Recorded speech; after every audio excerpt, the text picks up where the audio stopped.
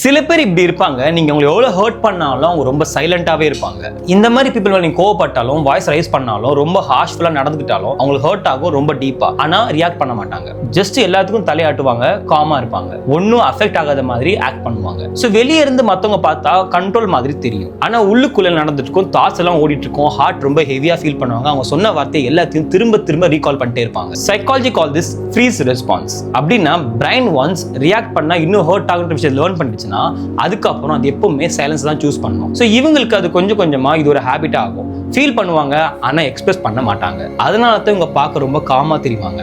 ஆனா அதுக்கப்புறம் அந்த விஷயங்கள்லாம் திரும்ப வரும். இந்த ஓவர் திங்கும், சடன் ஆங்கரும், சிச்சுவேஷனுக்கு மேட்ச் ஆகாத ரியாக்ஷன்லாம் பண்ண ஆரம்பிச்சிருவாங்க. ஸோ ப்ராப்ளம் ஃபீலிங் இல்லை, இவங்க எல்லாத்தையும் உள்ள வச்சுட்டு இருக்காங்க.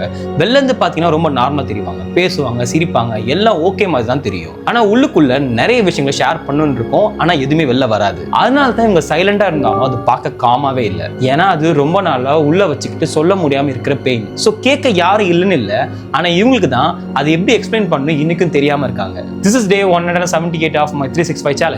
Follow me for more raw real stories.